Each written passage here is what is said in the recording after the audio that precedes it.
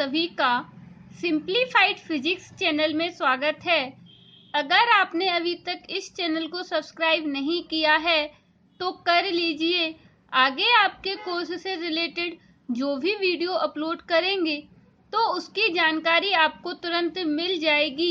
जिस वीडियो में जितना पढ़ाएंगे उसके नोट्स डिस्क्रिप्शन में दी गई PDF लिंक पर मिल जाएंगे, वहां से आप नोट्स डाउनलोड कर सकते हैं। आज हम आपको पढ़ाएंगे समतल में गति भाग 2। भाग 1 हम आपको इसके पहली वाली वीडियो में पढ़ा चुके हैं। भाग 2 में हम आपको पढ़ाएंगे सदिशों का वास्तविक संख्या से गुणा, शून्य सदिश, सदिशों का योग, सदिशों के योग का त्रिभुज नियम। अपना टॉपिक है सदिशों का वास्तविक संख्या से गुणा। ठीक है, मान के चलेंगे अपने पास एक सदिश ए है, इसका वास्तविक संख्या से गुणा किया। सदिश ए वास्तविक संख्या लैम्डा मान ली, इससे गुणा किया तो एक नया सदिश प्राप्त हुआ। ठीक है, इसको आर मान लिया।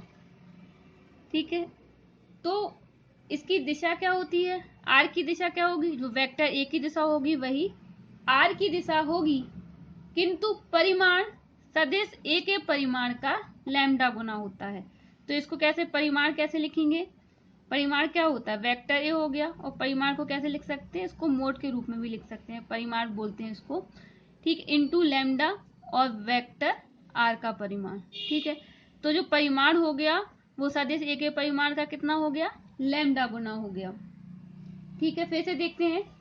किसी सदिश ए को किसी वास्तविक संख्या लैम्डा से गुणा करने पर एक नवीन सदिश आर प्राप्त होता है। इसकी दिशा वही होती है जो दिए गए सदिश ए की दिशा थी, परंतु परिमाण सदिश ए के परिमाण का लैम्डा गुणा होता है। तो इसको ऐसे लिख देंगे। इसको एग्जाम्पल से समझते हैं। ठीक है, क्या है? मान के चलेंगे यदि बल F सदिश OA द्वारा प्रदर्शित होता है। मान लो कोई सदिश है ये O और ये A, ये बल F हो गया। ठीक है, बल F को कैसे प्रदर्शित कर दिया? OA द्वारा प्रदर्शित कर दिया। ठीक है, एक दूसरा सदिश ले लिया OB, ये OB ले लिया, ये क्या को प्रदर्शित कर रहा है? 5F को प्रदर्शित कर रहा है। ठीक है, ये F प्रदर्शित कर रहा है, ये 5F को प्रदर्शित कर रहा है। तो इन दोनों की डायरेक्शन तो क्या हो गई? सेम हो गई। जो F की डायरेक्शन है वही 5F की डायरेक्शन है, लेकिन जो बल किंतु OB का परिमाण क्या है? परिमाण OA से 5 गुना हो गया, क्योंकि इसमें 5 का मल्टीप्लाई हो गया। F यहाँ पर भी है, यहाँ पर भी है, लेकिन ये कितना? 5 गुना हो गया। समझ में आया? ठीक है, क्या है? यदि बल F को OA द्वारा प्रदर्शित करें और बल 5F को OB द्वारा प्रदर्शित करें, इसकी दिशा तो वही होती है जो बल F की है, किंतु परिमाण OB परिमाण OA से 5 गुना है। ठीक है, यदि सदिश A को, एक एग्जाम्पल और देखते हैं। यदि सदिश A को -1 से गुणा करने पर क्या हो? जैसे सदिश A है, इसको -1 से गुणा करते हैं। जैसे कोई सदिश यहाँ पे ये A है, -1 से गुणा किया तो क्या हो जाएगा? ये माइनस का सदिश हो जाएगा, तो इसकी डायरेक्शन क्या हो जाएगी? चेंज हो जाएगी। ठीक है, तो क्या वो -1 से गुणा किया तो इसकी दिशा चेंज हो गई। वेक्टर ए में ऋणात्मक संख्या से गुणा किया। ठीक है, तो क्या हो जाता है? इसकी डायरेक्शन मूल सदिश से क्या हो जाती है? चेंज हो जाती है। अगर धनात्मक संख्या से गुणा करते हैं तो उसकी डायरेक्शन जो अपना मूल सदिश था उसी डायरेक्शन में रहती है। अगर आप ऋणात्मक संख्या से गुणा करते हैं तो उसकी दिशा बदल जाती है, विपरीत दिशा हो जाती है। जो अपना मूल सदिश होता है उसकी दिशा के विपरीत हो जाती है। अगला टॉपिक है शून्य सदिश। वह सदिश जिसका परिमाण शून्य होता है शून्य सदिश कहलाता है। क्या है? वह सदिश जिसका परिमाण शून्य होता है शून्य सदिश कहलाता है, अर्थात शून्य सदिश के प्रारंभिक बिंदु और अंतिम बिंदु संपाती होते हैं। यही उसका प्रारंभिक बिंदु होता है, यही अंतिम बिंदु होता है। जैसे जनरल सदिश ले लें, ये ओ ए है, तो ये उसका प्रारंभिक बिंदु होता है, ये अंतिम बिंदु होता है। लेकिन शून्य सदिश में क्या होता है, प्रारंभिक बिंदु और अंतिम बिंदु एक ही स्थान पर होते हैं। इसकी दिशा कुछ नहीं मानी जा सकती है। इसका संकेत क्या होता है, इससे प्रदर्शित करते हैं, जीरो के ऊपर तीर लगाकर प्रदर्शित करते हैं और इसका मोड ऐसे करके ये, ठीक है। तो ये क्या हो जाता है, शून्य सदिश। अब है शून्य सदिश की आवश्यकता, ठीक है। किसी सदिश में, मान लिया कोई सदिश है अपने पास ए, किसी सदिश में अदिश, कोई अदिश राशि ले ली, अदिश लैम्डा कोई राशि ले ली जो कितने बराबर है, 0 के बराबर है, से गुणा करने पर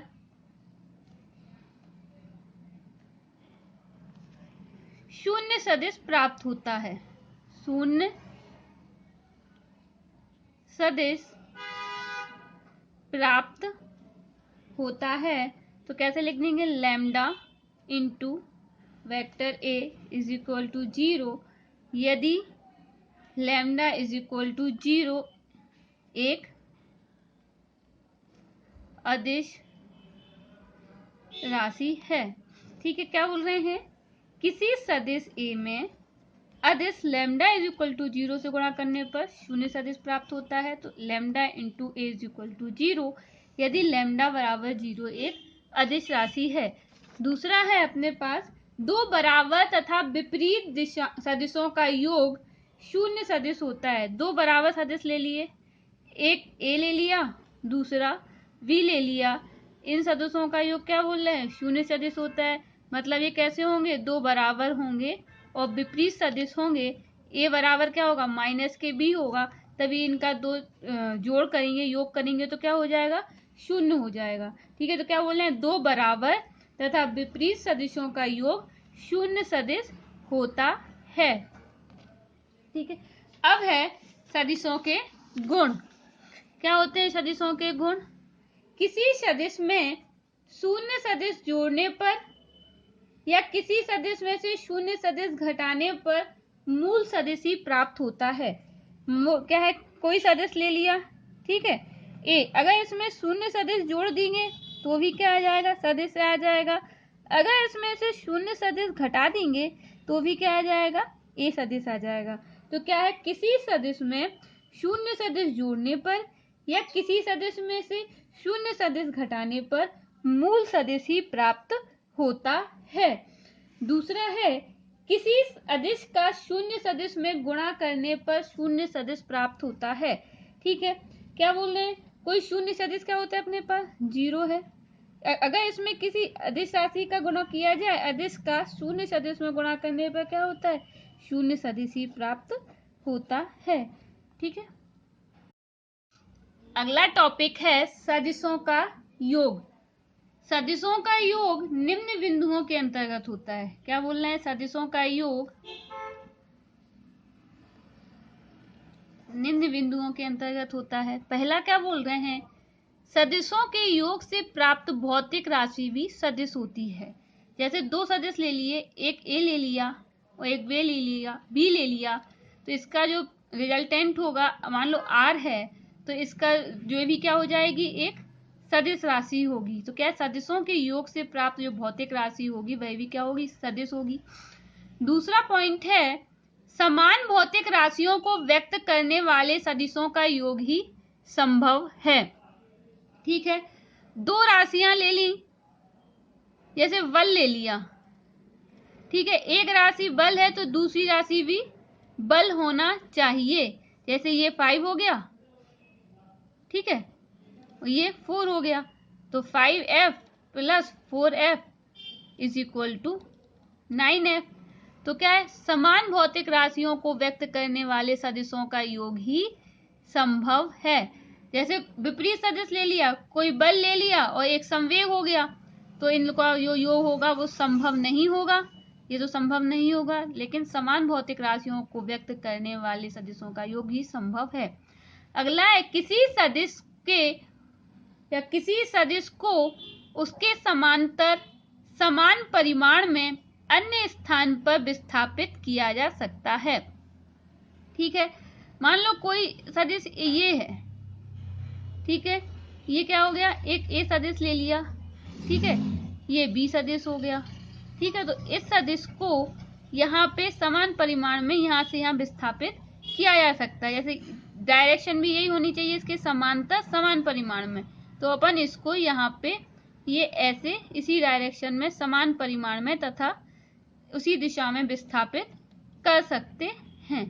ठीक है, समझ में आया। किसी सदिश को उसके समांतर समान परिमाण में अन्य स्थान पर विस्थापित किया जा सकता है। अब इसमें स्थिति 1 क्या होती है, जब दो सदिश एक ही दिशा में कार्यरत हों। ठीक है, अब अपने पास मान के चलेंगे दो सदिश, एक वेक्टर ए ले लिया और दूसरा वेक्टर बी ले लिया। ठीक है, एक वेक्टर ए ये है, ठीक है, ये कितना हो गया, ये हो गया। दूसरा वेक्टर बी ले लिया, ठीक है, तो ये अपने पास ये हो गया। अब इन दोनों का क्या करना है, योग करना है। तो इसको क्या करेंगे, ये सर वेक्टर ए है, इसको तो जैसा था वैसे ही खींच दिया। अब सदिश v को a के समांतर इतना चलाना है कि जो सदिश b का पुष्ट है सदिश a के शीर्ष के संपाती हो जाए। तो कैसे कर दिया, ये, ठीक है, कितना चला दिया कि जो ये सदिश a हो गया, सदिश v को इतना चलाया कि जो सदिश v का पुष्ट है वो सदिश a के शीर्ष के संपाती हो गया। ये सदिश a का शीर्ष हो गया और ये b का पुष्ट हो गया। तब सदिश a के पुष्ट और सदिश b का शीर्ष को जो मिलाने वाला सदिश r होगा वो दोनों सदिशों का योग अर्थात परिणामी सदिश होगा। इसको क्या बोल देंगे, परिणामी सदिश। तो इसको कैसे लिख देंगे, vector a plus vector v is equal to r। अब एक चीज ध्यान रखना, एक परिणामी होता है, एक परिमाण होता है। ठीक है, परिमाण क्या होता है, इसको मॉड में लिख देते हैं तो परिमाण हो जाता है, और परिणामी होता है रिजल्टेंट। तो एक अंतर समझना, एक लैंग्वेज लिखते हैं, अतः परिणामी r का परिमाण a और b के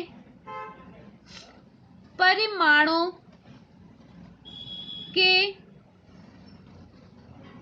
योगफल के बराबर होगा। अब परिणामी r का परिमाण, तो परिणामी r तो ये है, इसका परिमाण कैसे लिख देंगे, ये मोड लिख दिया। ठीक है, वेक्टर a और वेक्टर v के परिमाणों के योगफल के बराबर होगा। तो वेक्टर a का परिमाण ये हो गया और वेक्टर v का परिमाण ये हो गया। तो ध्यान रखना, परिणाम और परिमाण में अंतर रखना।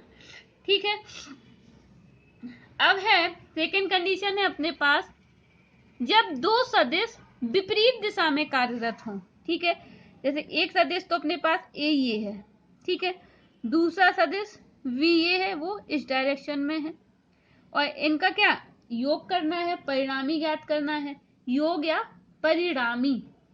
ठीक है, इसमें भी क्या है, अब सदिश b को सदिश a के समांतर इतना चलाना है कि सदिश b का पुष्ट सदिश a के शीर्ष के संपाती हो जाए। ठीक है, तो सदिश a तो अपने पास ये है, अब इसको इतना चलाना है कि सदिश b का जो पुष्ट है वो सदिश a के परिणामी संपाती हो जाए। ठीक है, इसके संपाती हो गया, तब रिजल्टेंट क्या होगा, सदिश a का पुष्ट और सदिश b का शीर्ष को जो मिलाने वाला सदिश होगा r, वो क्या होगा, वेक्टर a और वेक्टर v का परिणामी होगा। तो इसको कैसे लिख देंगे, vector a plus vector v is equal to vector r। ठीक है, अतः r का परिमाण, परिणामी बोल दो या वेक्टर r बोल दो, वेक्टर r का परिमाण ए और बी के परिमाणों के अंतर के बराबर होगा। जब परिमाण लिखेंगे ये ऐसे मोड में लिख देंगे, ये माइनस का साइन आ जाएगा क्योंकि ये इसकी डायरेक्शन चेंज है, और ये v is equal to r। ठीक है, यहाँ पर जो अपना वेक्टर a है वो बड़ा है, सॉरी परिणामी a है वो परिणामी b से बड़ा है। ठीक है, अगली कंडीशन है अपने पास, जब दो या दो से अधिक सदिश किसी कोण पर कार्य करें। क्या है, जब दो या दो से अधिक सदिश किसी एंगल पर कार्य करें तो ऐसी स्थिति में सदिशों का योग निम्न 3 नियमों द्वारा होता है। क्या है, इस ऐसी स्थिति में सदिशों का योग निम्न 3 नियमों द्वारा होता है। पहला नियम है सदिशों के योग का त्रिभुज नियम, दूसरा है सदिशों के योग का समांतर चतुर्भुज नियम, तीसरा है सदिशों के योग का बहुभुज नियम। आज हम आपको बताएंगे सदिशों के योग का त्रिभुज नियम, और ये दोनों नियम हम आपको अगली वाली वीडियो में बताएंगे, सदिशों का योग का समांतर चतुर्भुज नियम और सदिशों के योग का बहुभुज नियम। अगला टॉपिक है सदिशों के योग का त्रिभुज नियम। इसके नियम अनुसार यदि दो सदिशों को किसी त्रिभुज की दो संलग्न भुजाओं द्वारा परिमाण और दिशा में एक ही क्रम में प्रदर्शित किया जाए तो उनका परिणामी सदिश परिमाण और दिशा में त्रिभुज की तीसरी भुजा द्वारा विपरीत क्रम में प्रदर्शित होता है। एक बार और देखते हैं, यदि दो सदिशों को किसी त्रिभुज की दो संलग्न भुजाओं द्वारा परिमाण और दिशा में एक ही क्रम में प्रदर्शित किया जाए तो उनका परिणामी सदिश परिमाण और दिशा में त्रिभुज की तीसरी भुजा द्वारा विपरीत क्रम में प्रदर्शित होता है दोनों में। ठीक है, अब देखो एग्जाम्पल से समझते हैं इसको। माना दो सदिश a और v हैं। ठीक है, ये इस डायरेक्शन में है और ये इस डायरेक्शन में है, जिनका योग सदिशों के योग के त्रिभुज नियम द्वारा ज्ञात करना है। क्या है, अपने पास दो वेक्टर हैं a और v, जिनका योग सदिशों के योग के त्रिभुज नियम द्वारा ज्ञात करना है। ठीक है, अब इसको बराबर का साइन लगाएंगे, देखते हैं कैसे करते हैं। इसके लिए सदिश a के बराबर, ये सदिश a के बराबर जितना सदिश ये है इसके ही बराबर तथा उसके समांतर और बराबर एक सदिश a खींच दिया। ठीक है, क्या हो गया, इसके समांतर और बराबर सदिश से क्या खींच दिया, OP खींच दिया। तत्पश्चात इसके शीर्ष से P के बराबर तथा समांतर सदिश, यानी इसके शीर्ष से P से B के बराबर और इसके समांतर सदिश, जिस डायरेक्शन में ये है इस डायरेक्शन में ये खींच दिया B। P से शीर्ष P से B के बराबर तथा समांतर सदिश PQ खींच दिया यहाँ पे। ठीक है, O और Q को यहाँ मिला दिया, ये O और Q को ये यहाँ मिला दिया। ठीक है, तब क्या करेंगे, जब अपना ये O और Q सदिश होगा इसकी डायरेक्शन क्या होगी, O से Q की ओर, यानी जो अपना सदिश A का पुष्य था तो यहाँ पे जो OQ डायरेक्ट जो परिणामी R होगा, रिजल्टेंट R लेके चलेंगे यहाँ पे, तो जो R का पुष्य होगा वो सदिश A के पुष्य पर होगा और जो R का शीर्ष होगा वो B के शीर्ष पर होगा। ठीक है, तब OQ दोनों सदिशों के योग तथा परिणामी को प्रदर्शित करेगा। तो इसको कैसे लिख देंगे, OP plus PQ is equal to OQ Q. तो ये किसके बराबर हो गया, वेक्टर ए के बराबर plus vector V plus vector R. ठीक है, एक बार फिर से इसको देखते हैं क्या है ये। सबसे पहले तो क्या होता है, अपना टॉपिक था सदिशों के योग का चतुर्भुज नियम। यदि दो सदिशों को किसी त्रिभुज की दो संलग्न भुजाओं द्वारा परिमाण और दिशा में एक ही क्रम में प्रदर्शित किया जाए, तो ये अपने पास त्रिभुज है। ठीक है, यदि दो सदिशों को किसी त्रिभुज की संलग्न भुजाओं द्वारा, संलग्न मतलब यहां से यहां और इसके बाद ये यहां से यहां चली गई, परिमाण और दिशा में, यहाँ जो परिमाण था इसका और दिशा में एक ही क्रम में प्रदर्शित किया जाए, जैसे अपने पास वेक्टर थे उसी क्रम में क्या कर दिया, प्रदर्शित कर दिया, तो इनका परिणामी सदिश परिमाण और दिशा में त्रिभुज की जो तीसरी भुजा होगी वो विपरीत क्रम में प्रदर्शित करेगा। इसके क्रम का कैसा जा रहा था, पहले ये जा रहा था फिर ये जा रहा था, तो विपरीत क्रम क्या हो गया, इस डायरेक्शन में न जाके उल्टा इस डायरेक्शन में गया। तो यदि दो सदिशों को किसी त्रिभुज की संलग्न भुजाओं द्वारा परिमाण तथा दिशा में एक ही क्रम में प्रदर्शित किया जाए, तो उनका परिणामी सदिश परिमाण और दिशा में त्रिभुज की तीसरी भुजा द्वारा विपरीत क्रम में प्रदर्शित होता है। माना अपने पास ए और बी दो सदिश हैं जिनका योग सदिशों के योग के त्रिभुज नियम द्वारा ज्ञात करना है।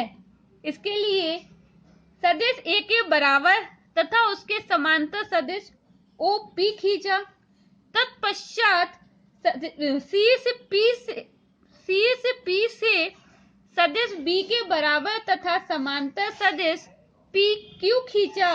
अब ओ और क्यू को मिला दिया, तब ओ क्यू दोनों सदिशों के योग या परिणामी को प्रदर्शित करेगा। ठीक है, तो अब O P plus P Q is equal to O Q, तो इसको लिख सकते vector A plus vector V is equal to vector R. अब परिणामी सदिश आर का परिमाण।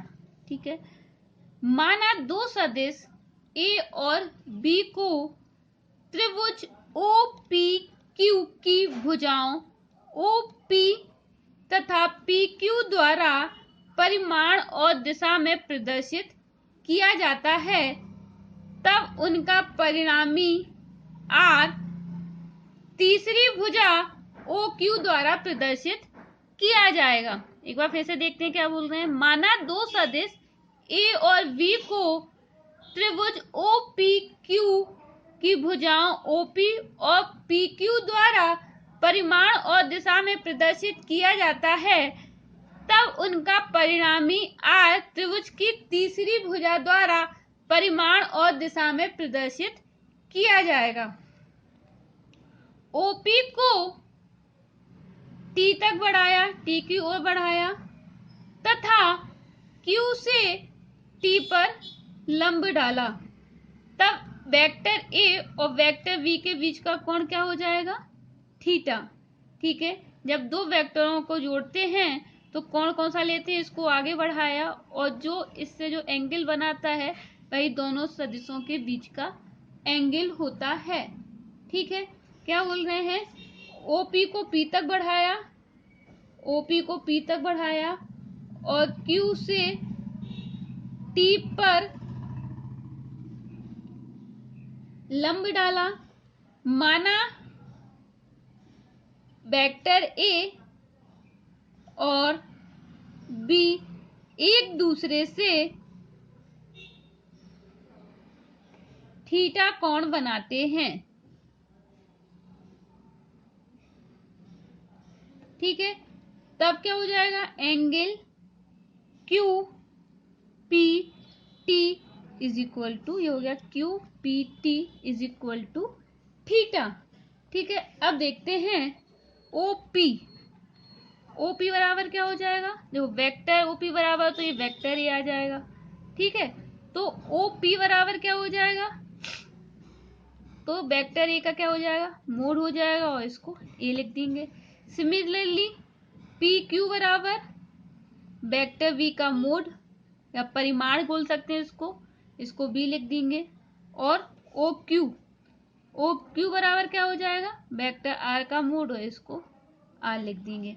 अब क्या करेंगे, समकोण त्रिभुज क्यू टी ओ में पाइथागोरस प्रमेय से समकोण त्रिभुज क्यू टी ओ में पाइथागोरस प्रमेय से क्या हो जाएगा, यहाँ से पाइथागोरस प्रमेय क्या होती है, कर्ण का वर्ग बराबर ओ क्यू बराबर ओ टी का स्क्वायर प्लस क्यू टी का स्क्वायर। ठीक है, लंब का वर्ग प्लस आधार का वर्ग इज इक्वल टू कर्ण का वर्ग।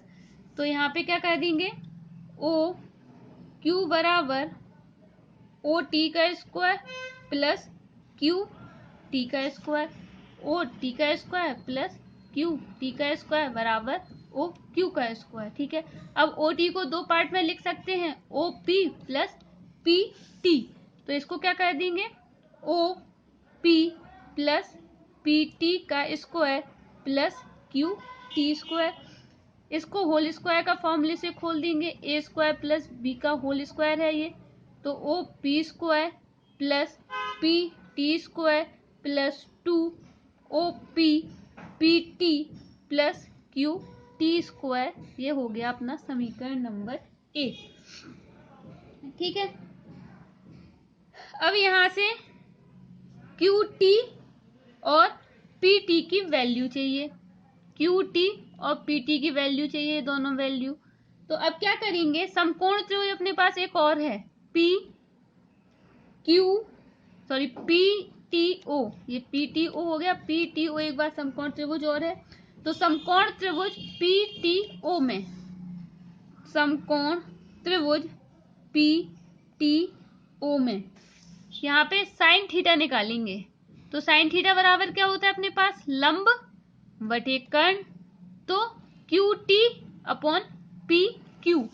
तो यहाँ पे साइन थीटा बराबर हो जाएगा Q T upon P Q.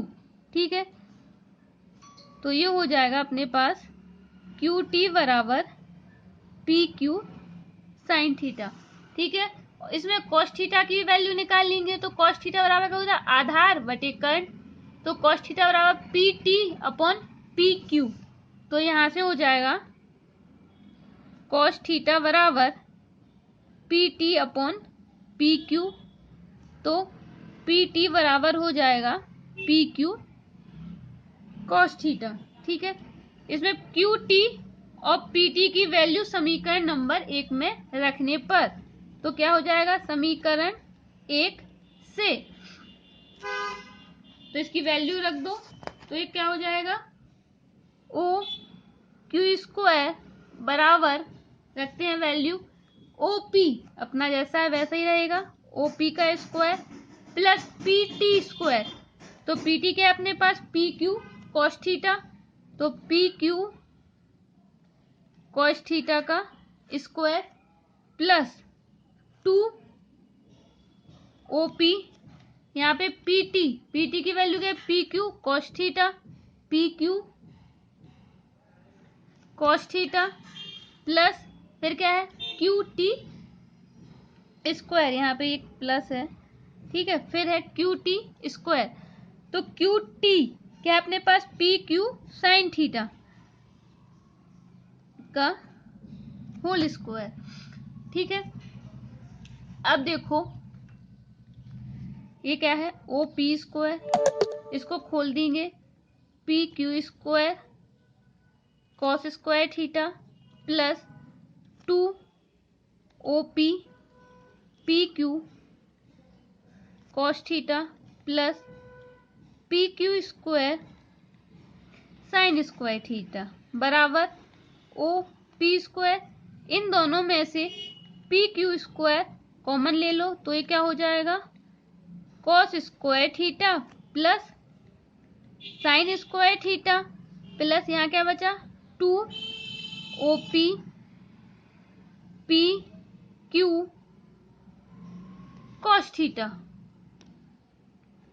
ठीक है, अब क्या हो जाएगा यहाँ पे ओ पी स्क्वायर, ये अपना ओ क्यू स्क्वायर चल रहा है, ठीक है। पी क्यू स्क्वायर, इसकी वैल्यू क्या हो जाएगी 1 हो जाएगी, क्योंकि sine square theta plus cos square theta बराबर 1 होता है। तो O P square plus P Q square plus 2 O P P Q cos theta, ठीक है। अब देखते हैं, अब इसकी वैल्यू रख दो। ओ क्यू बराबर क्या है अपने पास, आर बराबर आर स्क्वायर है, ओ पी बराबर ए स्क्वायर है, ये पी क्यू बी स्क्वायर है, 2 ए बी कॉस थीटा, ठीक है। यहां से देख लो ओ पी बराबर क्या है अपने पास, ओ पी ए है, पी क्यू बी है और ओ क्यू आर है। तो यहां से क्या हो जाएगा अपने पास, आर बराबर A square plus B square plus 2 AB cos theta. तो आर बराबर क्या हो जाएगा यहाँ से, under root A square plus B square plus 2AB cos theta. ये तो क्या हो गया अपना आर का परिमाण, परिणामी आर का परिमाण। अब आर की दिशा भी निकालनी है, तो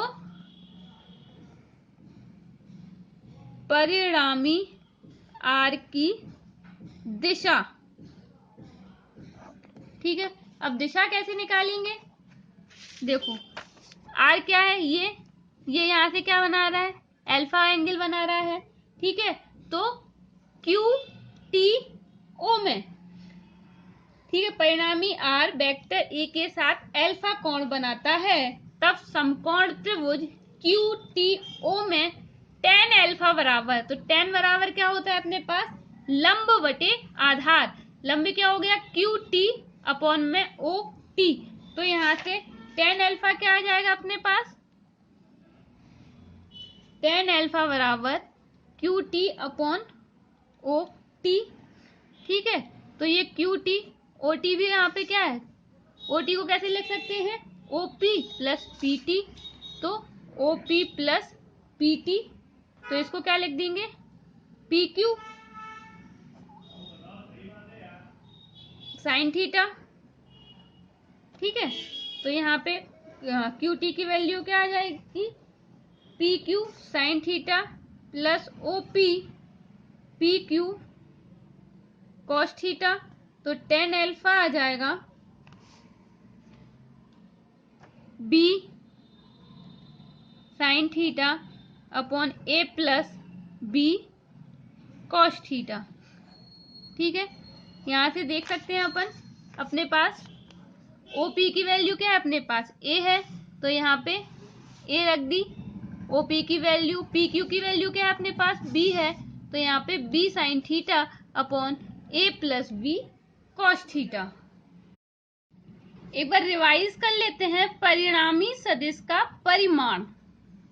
इसमें क्या है, माना सदिश ए और बी को त्रिभुज ओ पी क्यू की दो संलग्न भुजाओं ओ पी और पी क्यू द्वारा परिमाण और दिशा में प्रदर्शित किया जाता है, तब इनका परिणामी आर तीसरी भुजा ओ क्यू द्वारा परिमाण और दिशा में प्रदर्शित किया जाएगा। अब ओपी को टी तक बढ़ाते हैं, बिंदु क्यू से टी पर लंब डालते हैं, तब माना सदिश ए और सदिश बी एक दूसरे से थीटा कोण बनाते हैं, तब एंगल क्या हो जाएगा Q P T is equal to theta. तो वेक्टर ओपी बराबर वेक्टर ए होगा, ठीक है। तब इसका मोड निकालेंगे तो परिमाण हो जाता है, तो OP is equal to mod A is equal to A. इसी प्रकार पी क्यू बराबर क्या हो जाएगा बी और ओ क्यू बराबर हो जाएगा आर। तब समकोण त्रिभुज क्यू टी ओ में पाइथागोरस प्रमेय से तो क्या हो जाएगा, कर्ण का वर्ग O Q square is equal to O T square plus Q T square. तो ओ टी को दो पार्ट में लिख सकते हैं, O P plus P T, तो इसको लिख देंगे O P plus P T का whole square plus Q T square. ये a प्लस बी के होल स्क्वायर का फॉर्मूला होता है, तो OP square plus PT square plus 2 OP PT plus QT square. अब अपने पास एक समकोण त्रिभुज और है, समकोण त्रिभुज QTP से इस एंगल से साइन थीटा और कॉस थीटा निकालेंगे। तो साइन थीटा बराबर क्या हो जाता है, लंब बटे आधार। तो साइन थीटा बराबर QT अपॉन PQ। तो यहाँ से QT बराबर आ जाएगा PQ साइन थीटा और कॉस थीटा बराबर आ जाएगा PT अपॉन PQ। तो यहाँ से PT बराबर PQ कॉस थीटा। अब QT और PT की वैल्यू समीकरण 1 में रख देंगे।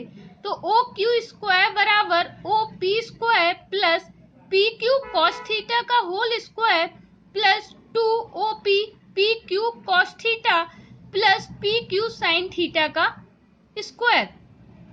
अब ये स्क्वायर खोल देंगे, OP square plus PQ square cos square theta plus 2 OP PQ cos theta plus PQ square sine square theta.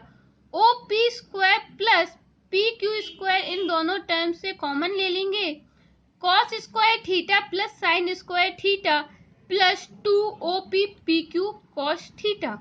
अपना यहाँ OQ स्क्वायर साथ में चल रहा है, तो OQ स्क्वायर बराबर OP square plus PQ square. तो ये cos square theta plus sine square theta की वैल्यू 1 हो जाएगी और ये आ जाएगा plus OP PQ cos theta.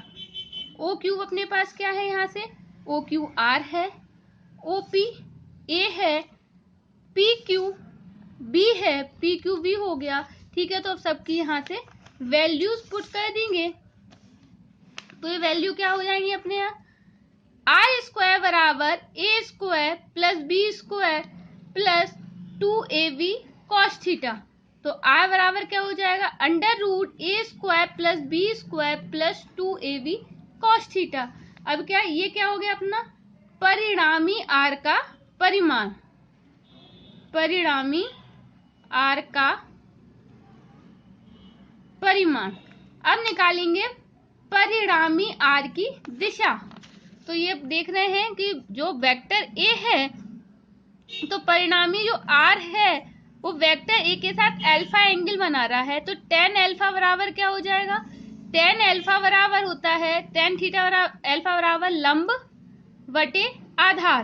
तो QT अपॉन OT, OT को दो भागों में लिख सकते हैं, OP प्लस PT।